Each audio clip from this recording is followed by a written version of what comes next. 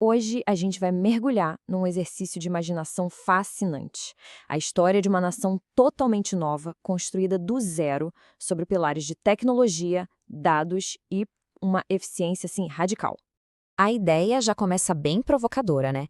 E se um motor econômico de repente decidisse que a união com o resto do país se tornou um custo que não dá mais para recuperar? Pois é, esse é exatamente o ponto de partida para o surgimento do país Paraná. E olha só, aqui a gente vê essa ideia se tornando real. Isso aqui não é só um documento, não. É a certidão de nascimento de uma república soberana, que não foi fundada em discurso, mas sim num plano muito prático para destravar todo o seu potencial. Ok, vamos entender o que levou a essa separação, que ficou conhecida como o Grande Divórcio. Não foi um rompante, um ato de paixão. Foi uma decisão, bem calculada. Essa analogia é perfeita. Era exatamente assim que o Paraná se enxergava.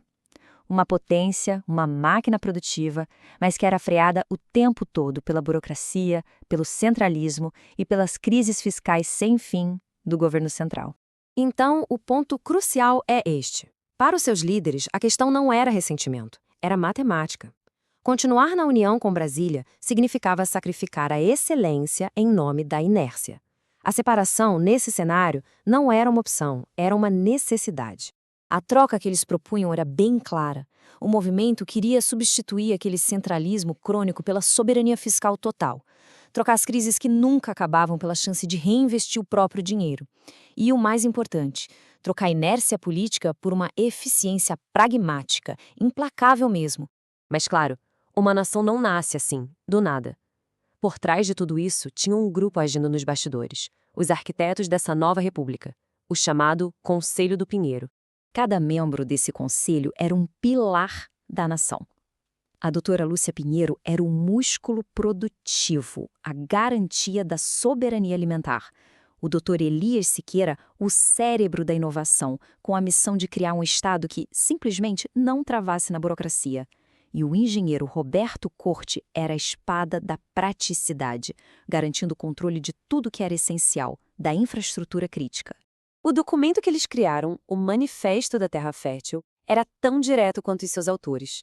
Ele tinha 3 princípios que não se negociavam: soberania fiscal total, uma política externa de neutralidade para proteger o comércio e uma nova Constituição toda desenhada para a produtividade. Sem papo furado, era quase um plano de negócios para um país inteiro. Certo. Mas como esse país funciona na prática? Vamos olhar agora os mecanismos, as inovações que são a espinha dorsal do governo do país Paraná. A grande sacada deles é o RTO. Imagina só, qualquer gasto público um pouco mais pesado precisa passar por um referendo popular digital. Cada voto é registrado lá para sempre na blockchain. É a arma definitiva contra orçamento secreto, contra a licitação fraudulenta. Claro que uma mudança dessas ia gerar conflito. A classe política antiga, liderada pelo senador Venceslau Martins, batia na tecla de que isso ia paralisar o governo, que o povo não tinha conhecimento técnico para decidir sobre projetos tão complexos, e aí surgia essa tensão central entre a democracia direta e a capacidade de governar. E olha, nada simboliza melhor essa nova identidade do que a bandeira. É uma fusão da araucária tradicional com o desenho de uma placa de circuito. A herança natural e a ambição tecnológica juntas. Só que essa mudança gerou o que chamaram de trauma do código, uma resistência cultural. Gente que achava a bandeira nova fria, que trocava o cheiro da terra pelo silício. Agora vamos ver como esses princípios de tecnologia são aplicados de verdade para gerir a economia e até o sistema judiciário do país. O governo é operado a partir de um painel de controle, o SGAI, Sistema de Gestão Administrativa Integrada. Ali, o dinheiro para os ministérios só é liberado por contratos inteligentes e só quando as metas são atingidas. Governar vira um problema de otimização de dados para o primeiro-ministro. E acima de tudo isso, tem a Suprema Corte da Eficiência, um tribunal formado não por juristas, mas por analistas e engenheiros. A função deles? Vetar ações do governo, mesmo que aprovadas no Congresso, se elas não cumprirem os requisitos de eficiência. É a justiça baseada em dados, não só em leis antigas. E a economia? Bom, ela é movida pelo agronegócio 5.0. A gente está falando de um sistema com análise de solo feita por inteligência artificial, colheitadeiras que andam sozinhas e irrigação de altíssima precisão.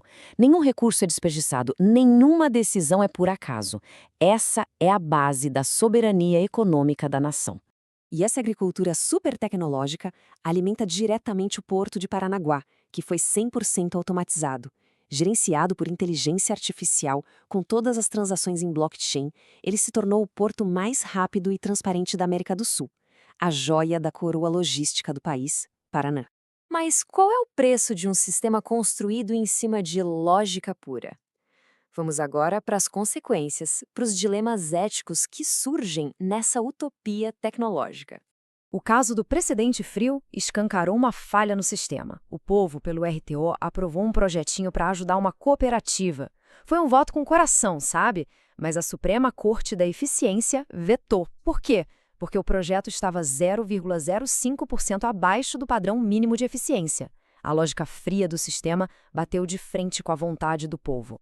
E depois veio o caso do falso positivo. Um sistema de policiamento preditivo apontou um adolescente como risco de vandalismo.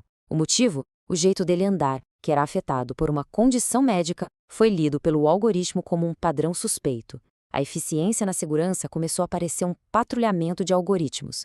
E isso leva a uma questão fundamental. Um sistema que prevê o crime antes de acontecer oferece segurança total, mas a que custo para a liberdade de cada um? E para o direito de ser humano imprevisível? E assim a gente termina com a grande pergunta. A história do país Paraná é um vislumbre do futuro da governança? Um modelo de como acabar com a corrupção e a ineficiência? Ou será que é um alerta sobre os perigos de entregar nossa sociedade para os cálculos frios de um algoritmo? A resposta, talvez, esteja no equilíbrio que eles ainda estão tentando encontrar.